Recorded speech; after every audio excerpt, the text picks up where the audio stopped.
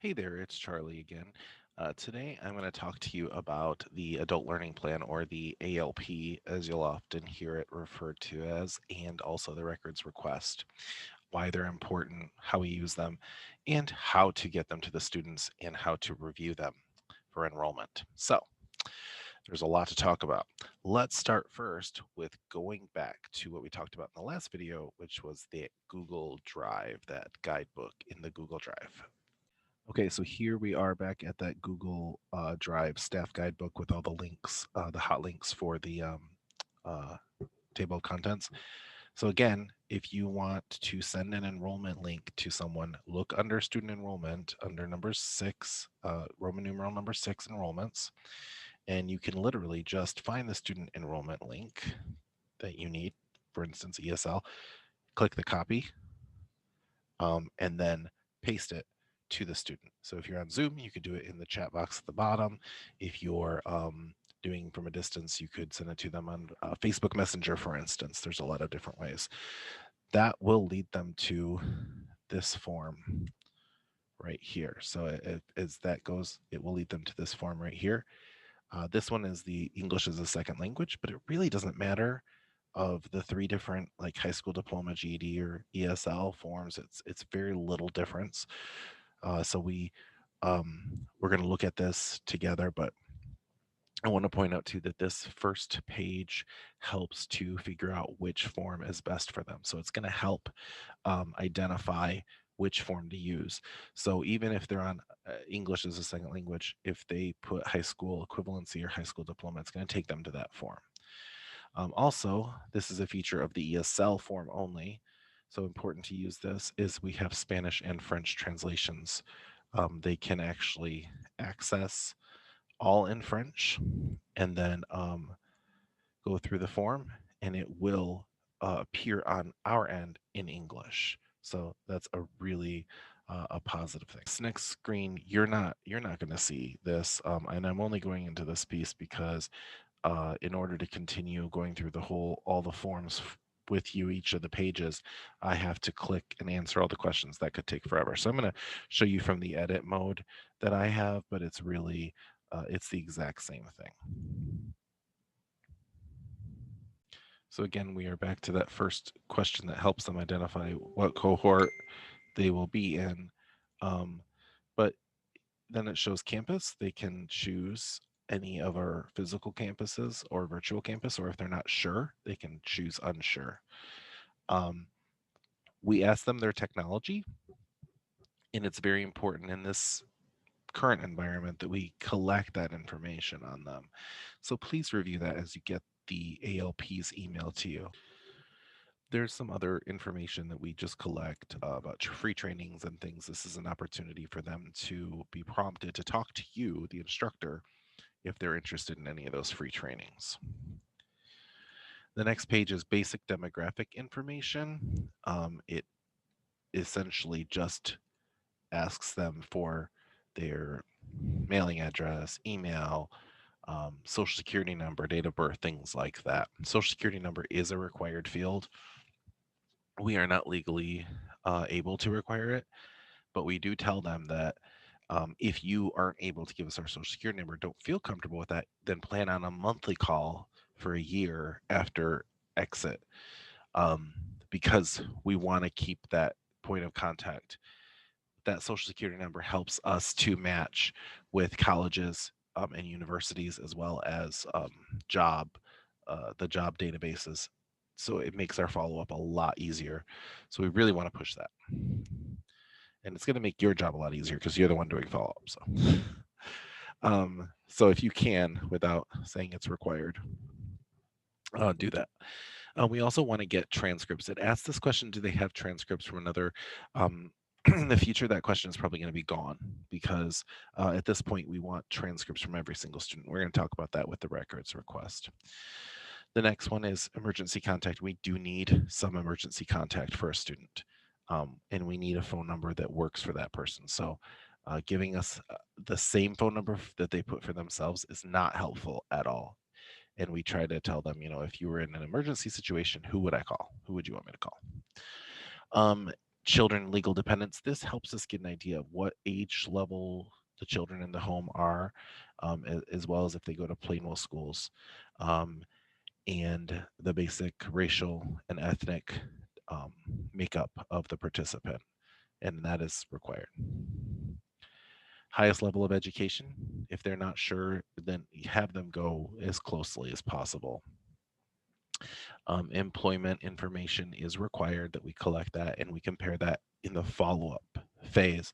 So we really want the most accurate current wage and accurate information as possible, with kind of maybe a conservative estimate, um, if possible, um, because there's room for growth. And then if they know their number of, you know, high school credits, it's really not helpful for us, except it gives us a picture, but we really can't act on anything unless we have the transcripts in hand. The barrier information is a really good opportunity for us to see what barriers our participants are struggling with and willing to share with us right off the bat.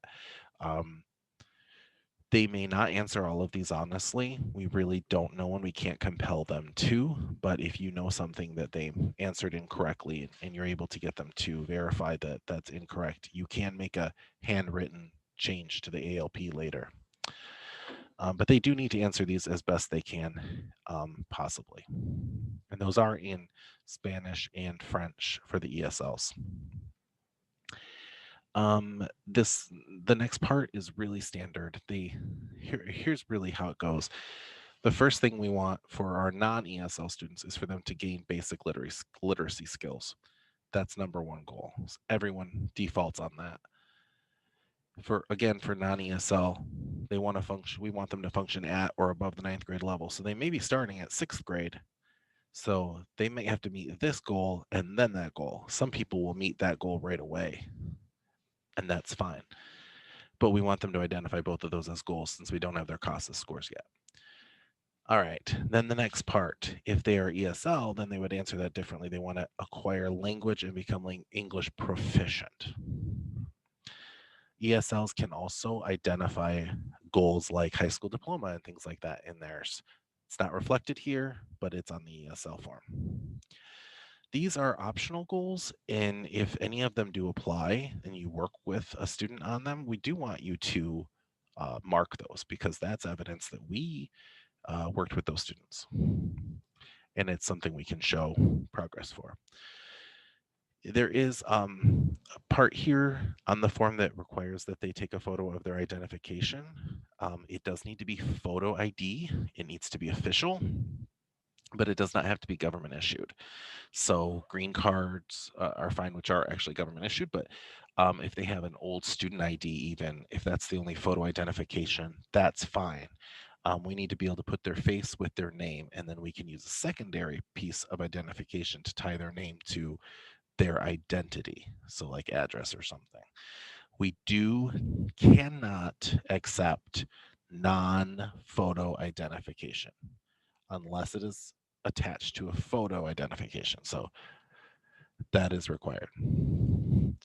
All right. A lot of times they'll take pictures of themselves. So really prep them for that because otherwise they'll just randomly take a picture of themselves. Also go over the main points of this contract. This is about they're allowing us to use their photo as long as we're using it for nonprofit purposes. Um, that they're allowing us to share a non-sensitive information on employment status and assessment scores with Michigan Works and other partners, that they are agreeing to the conduct on school property, their specifics on that. They are agreeing to read and understand the technology policy for Plainville Community Schools. They're agreeing to do the pre and post test. So this is a contract, and they may not understand it unless you point out some of those main things, and that gives you an opportunity to orient them as well to our program. So the next thing I'm going to share is the records request.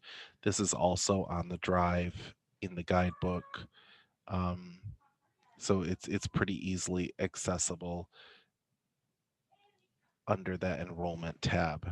It is right there. See, it's right under the Hastings only records request right there. So that one, sorry. All right, that one does show this header. The students will see that. So basically what we do is we collect this information and then the administrative assistant prints it out and then faxes or emails or whatever the appropriate method is. Basic information: what center are they at, when are they requesting this, the last school attended, the city and state. That city and state is very important because if they say Nashville, you know, high school, I mean, there's actually not a Nashville high school, but there is a Nashville, Michigan. So I might be thinking it's Nashville, Tennessee, and it's actually Michigan. So that city and state is essential. That's why it's required. We do encourage them to really rack their brains and think about what programs they might have enrolled in and sent records to. Sometimes students will be like, yeah, Plainwell High School should have my records. Well, Plainwell High School lets us know they don't have anything. They send it out to another school.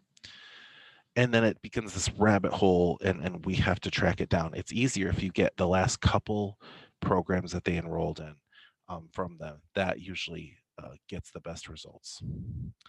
And then they can just fill out the information, sign it for a clearance. This one, the last year attended, I do want to say that is a year as in 2010, 2012, something like that. Not, 4 years attended or 3 years attended. It's not a sum. It is um, the year, the calendar year. So once that's submitted, that goes straight to the administrative assistant who then sends it out, and you can ask for updates on that. But that is the records request. I want to thank you guys for listening, and we'll see you in the next video.